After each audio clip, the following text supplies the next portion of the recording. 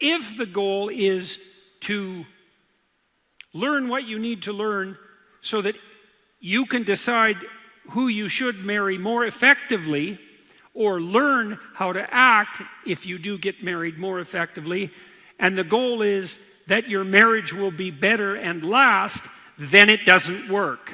And that's a really interesting fact, because it flies in the face of what you might think of as a kind of pragmatic common sense. Woman's not a car, and neither is a man, and really, like seriously, really not an object.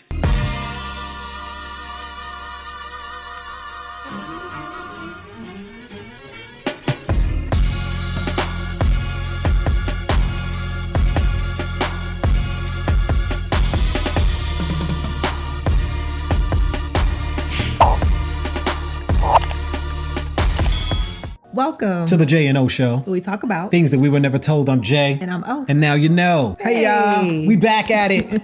And I want to say, I love it when a plan comes together. I love it when a plan comes together. You can call me Hannibal, baby, because I love it when a plan comes in. Sometimes the algorithm somehow just knows what you need when you need it. Yes. You know, because this wasn't planned. I wasn't planning it, but the algorithm just showered upon me. Shower upon me. Really? Get off. Some of the greatness Yes. that is Jordan Peterson. Yes. Y'all know him. Yeah. I know y'all know who he is. That's a bad man. I'm so mean I make medicine sick. That's a bad man. He thorough. That boy is good. Yeah, go on tell him what we found. Go on tell him what we found. Okay, so this clip is actually from his channel, and it's called Here's Why You Shouldn't Live with Your Significant Other Before Marriage. So for those of you out there who believe as though you need to test the waters, he gonna give you a little something as to why that might not necessarily be the best idea. I'm gonna keep it a buck. He put some stuff out there that I did not know. I'm sort of piecing it together in my mind as we're gonna be watching this. Because of the video, it made me look up a couple of things online. Yeah. And I found out some stats and stuff, and I'll go through that as we're watching the video and stuff, and we'll see what we can learn from this and see if this makes us see things a little differently or not. Can you please elaborate on why you advise against cohabitation before marriage? Well, so why would I advise against cohabitation before marriage? Well, the simple answer to that question is there's plenty of evidence that it's a bad idea. And I just mean factual evidence to begin with, although I think there are other reasons. People who live together and then get married are more likely to get divorced, not less likely.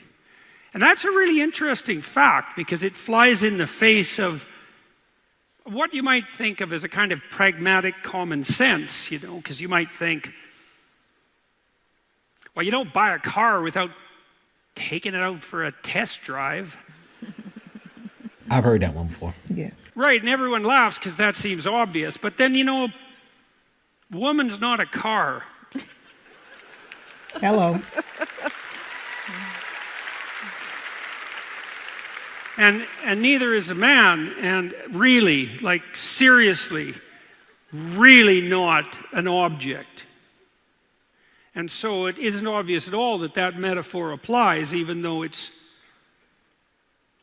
at first shallow glance, it seems obviously true. Well, but if it's obviously true, then you might say, well, why are people who live together before they get married more likely to get divorced? And one possible answer to that is, so that first part, when I saw that ties into what I found. So that's the reason why I stopped it. What I found, because I saw, I'm gonna keep it a buck. I just saw the title and I was like, what? Bruh. Saw the thumbnail. Yeah. And I was just like, okay. So I started doing a little bit of research. I started reading up on something. So apparently in the social sciences community, it has long been held as the common thought that cohabitation was linked to greater odds of divorce. The people that actually study this, that was like sort of a common fact. I didn't know that was a thing, because what I hear from people is that we need to try it out. You don't know somebody until you do it. And I didn't really have anything to say against it because, like he said, common sense would dictate that makes sense. So I was like, oh, well, I understand that, because the reason I was doing it is because I was raised as a Christian. I was raised in a very strict church, and they just wasn't trying to hear that. Bruh. Because they was trying to avoid you coming out here and making mistakes and y'all gonna understand. Now, when you're a Christian, you coming from a culture that was born with much harsher rules for the way that we act and for our community than what we've seen over the past hundreds of years, especially here in America. Right. You're coming from a culture where adultery was punishable by death. Yes. So you're coming from, that's the lens that they used to be rocking with back in the day. So that's where all of that's coming from. And then Jesus came and was like, no, you can't just be offing people like that when they make these mistakes. Thank God for Jesus. Understanding that that's where we came from and that's the culture, it's a watering down of that type of harsh community. I just was raised in that situation. As a Christian, you just didn't live with people because you were trying to minimize the risk of you having premarital sex with somebody. Because if you living with somebody, chances are 99% of the people who living together and they're in a romantic relationship are going to be partaking of the walls. I'm sorry. That's going to be, for most people, that's just what it is. So they just was like, don't be shacking up. But I didn't know that was something that in the social sciences community was considered as negative if your idea is, I'm doing this so that I can lower the chances of getting divorced, so I can be sure. That was a thing. I didn't know that. Like he said, everybody laughs at the idea when you're just like, okay, well, a woman's not a car. Same for a guy, you're not a car, because they're not an object. I don't think we really sit and think about what that means. Like the woman is not an object and the man is not an object versus a car is an object. When you put a man or a woman in different situations, they're going to react differently. It may not be predictable. Whereas with an object, when you put them in certain environments, you know pretty much how they're going to respond. So life, you can't predict life. Like, you don't know what's going to happen from one day to the next. So you cannot look at a man or a woman and be like, oh, okay, well, I want to test the waters, because there's no way for you to predict what your life is going to look like. That was just something I want to throw in there. All right, we're going to push play. I ain't got nothing to say. At first shallow glance, it seems obviously true. Well, but if it's obviously true, then you might say, well, why are people who live together before they get married more likely to get divorced? And one possible answer to that is, well, people who are more likely to get divorced are the same people who are more likely to live together rather than to get married, and that's possible. It's very difficult to separate those two things out, but in some sense it doesn't matter. What the facts reveal is that if the goal is to learn what you need to learn so that you can decide who you should marry more effectively, or learn how to act if you do get married more effectively, and the goal is that your marriage will be better and last, then it doesn't work. And that sort of coincides with the stuff that I saw. The stuff I saw was from the Institute of Family Studies, which is one of the more reputable sources when it comes to social sciences. But they were referencing a 2018 study from Michael Rosenfield and Katharina Rosler. And after it had been pretty much established that living together made you more likely to get divorced, they came out with a study that basically said within the first year of marriage that people who live together tend to have a higher rate of staying together. But the problem is, after the first year, the rate drops afterwards, and then people who don't live together have a higher rate of staying together. So overall, when you're talking long-term, because you're talking about marriage, you're not talking about dating. Right. So what happens in your first year is not what you're going to be looking at. It doesn't matter. You're going to be looking at long-term effects, because that's what you're concerned with. You're entering into a covenant with a person that is supposed to be long-term. That is your ideal. So the stats you're going to be looking for are not necessarily even going to be mid. I don't know what mid to long-term is. I would think long-term would be the thing, I guess, unless people just die off. Yeah, I'm dead. Before they get to the long-term, whatever long-term is. It's just very interesting to me. That's all I got to say about that. More pre-marriage sexual partners increases the probability of divorce, is that it's a marker for the pattern of behavior that is characterized by the exploitation of others and is therefore more likely to be unsustainable over the medium to long run. So that's interesting. That was another interesting point where a lot of people talking about premarital sex. It is also very well documented. And this is something that I looked up a long time ago.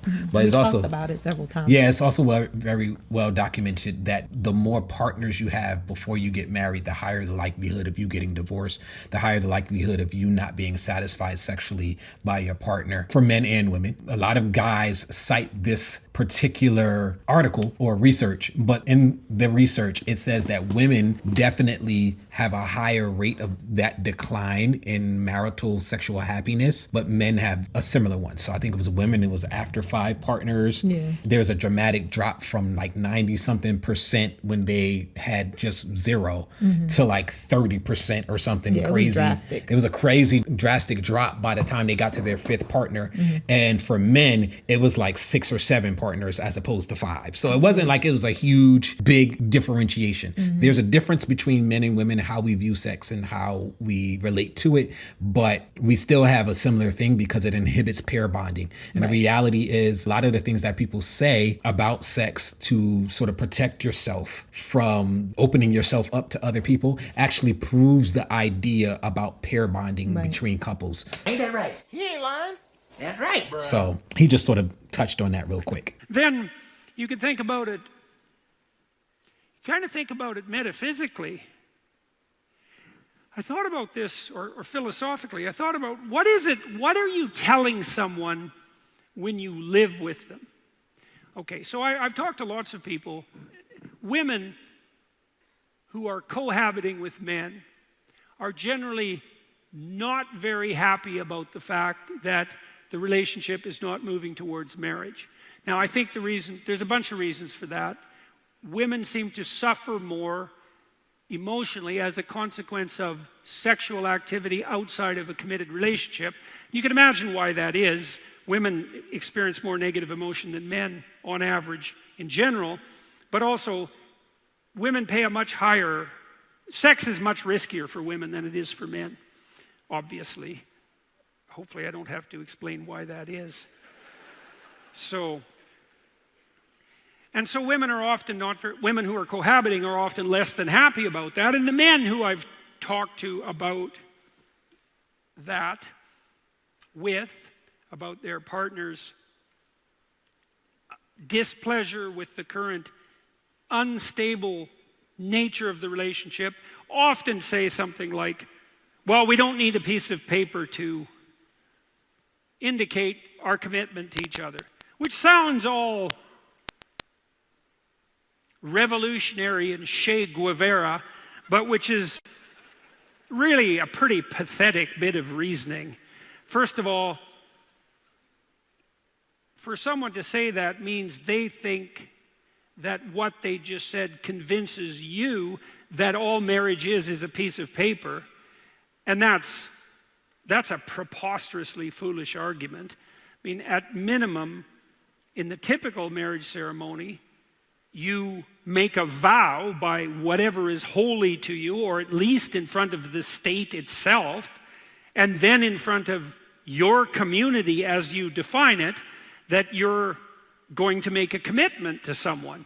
And if you think that's nothing, then you're probably the sort of person that the person you asked to marry you should run away from. So that's pretty shallow. And then you might ask, well, why do you need to commit to your partner? This might be our last part, just because I'm looking at how long the video. If you guys really want us to go to watch more of it, we'll do a part 2. Yeah, just let us know in the comments. But I think that this talks about one of the intangibles in this situation that a lot of people don't consider is the way that your partner actually feels, thinks. How are they processing what's happening in your relationship? Right. And how is that going to affect you long term? And I can tell you right now, planting seeds of insecurity in your woman will come back to haunt you and bite you in the butt. Yep. I also can say most of the people that I see that argue for living with someone before you get married tend to be or have one of two situations going on in their life. Number one, they tend to be single and have never actually been married. Number two is they tend to have had bad relationships if they were married. So either they're married and the relationship is not good, or they're married and then divorced. And the issue that I have is that we've built a society that believes how we feel is an appropriate response for facts, data, statistics, and things that we see right in front of our face. And the reality is, whatever type of life you have lived, whatever decisions you have made that shaped your life are usually the reasons why your life has been bad. Damn. And to then turn and make decisions based on the fear of reliving those situations is the reasons why many of us make bad decisions. Yep. So I will say this is probably my last point, just because I'm seeing the time. I didn't know a lot of this information. The things he was saying, I never heard somebody really break it down like that. Like I said, I was going based off of the religion that I was raised in. And while I am no longer claiming that religion because I don't live that lifestyle, things have changed. I still reference it very heavily because I was raised in it. And when I say we were raised in it, I didn't just go to church, y'all. There's people who just went to church. I was a church guy. I was in the choir. I was playing the drums. They had me preach a couple of times, which was not great decisions. I was in there. The ideals of the church ruled my house. The Bible was the centerpiece of how we lived our lives, however imperfectly. So that is a part of me that will never dissipate because it was such a huge part. A lot of the things that I'm seeing now as we're doing this channel are new when I'm seeing real world applications for the things that I was taught. So just have the mindset of being open to not just what you see in your environment, because a lot of us come from toxic environments. You got to see a lot of times what happens to the majority of people. And I think a lot of us have to move towards what the majority of people as the rule, as opposed to the exception that we've seen in our life, because people tend to be around people who think and act like they do.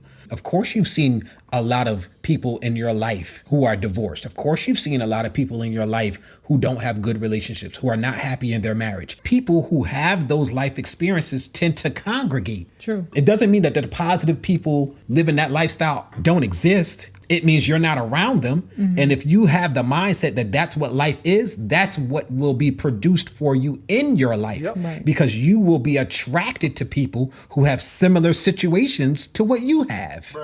I want us to be open to that, because that's a reality that I've been seeing all too much. Despite the statistics of what's happening in the whole country, everybody will be swearing up and down that what they observed in their life is what life is. Right. And then I'll be like, where you live at? And they'll be like, I live in Newark.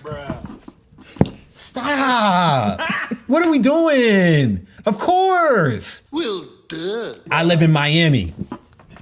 Yes. Miami is its own world. Like Miami's culture, Las Vegas's culture, New York City's culture, LA, Atlanta. All big cities, but they all have different cultures with different habits. And those are big cities. Right. What happens when you get into the suburbs and when you get into the rural areas, when you get into Wyoming? You think the same thing is happening in Miami that's happening in Wyoming?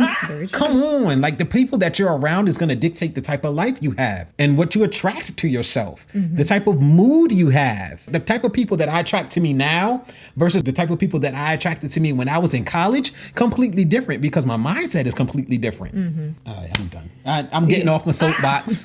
I'm starting to bend it up anyway, so I'm getting out. Yeah, no, I was just going to say, well, two things. One, that this channel is specifically for married people. By married people and people who want to be married. So that's where we coming from when we saying all this. Yes. But also, one last thought was something that he mentioned. I don't even know, like, if you really peeped it, but notice he said that marriage is not just a piece of paper. When you are going to marry someone, there's a reason as to why it's done in front of God, or if you're not a religious person, it's done in your state courthouse.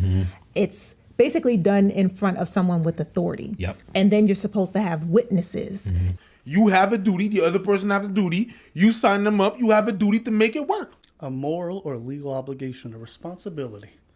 Now, people hear obligation when it comes to things like marriages, and they're like, there should be no obligations in relationships. You signed the papers for what, boo-boo? You made the vows. You made the vows. You signed the paper. There was a priest involved, a pastor. There was witnesses. You got 2 witnesses. You got on both sides. You come on now. I'm not mad at you. I'm not mad at you. You have the same elements as when you go to court. You got someone that prosecutes. You got witnesses. You got the signed paper, and you got your sentence for life. And then you think there's not gonna be work? People, your community, basically people who can hold you accountable. The reason why you have those things in place is so that when things hit the fan, because they will, because that's life, you have these things, you have these people in place that can help to hold you accountable, because that's life. You can't just be like, oh, you know what? This is hard. I'm just out. That's it. I'm out of here. Just because you hit a rough patch. Like, you need to have people around you that can help to guide you through those difficult times. But I just thought that that was interesting there, because the things that we've always talked about, that I've always shared, that are so key to having a healthy relationship, a good relationship, is having that authority, that spiritual leader, and then also having that community. It's from the inception when you get married, those are the things that you have there. So it's important for you to still maintain that throughout your marriage. But that's that. This video is long. Sorry, but not sorry. Yeah. We just need to get this information out there. You know, you can always push pause and come back and watch it later if it got too long for you or whatever. But if you guys appreciate the content, go ahead and hit that thumbs up button and let us know. Or if you have any ideas for show topics, let us know what you think about some of the points that Mr. Peterson basically brought out. Do you agree or disagree? Right. Do you think you should test the waters before you get married? Why or why not? Right. Let us know, because we're trying to have conversations so we can help people, because that's the whole purpose of this channel. We're trying to help people to build stronger relationships so they can build stronger families, so we can have stronger communities. All right. But yeah, so I'm gonna be quiet now, but that's gonna be it for today, y'all. All right, y'all. We'll see you guys next time. Peace. Press the off button.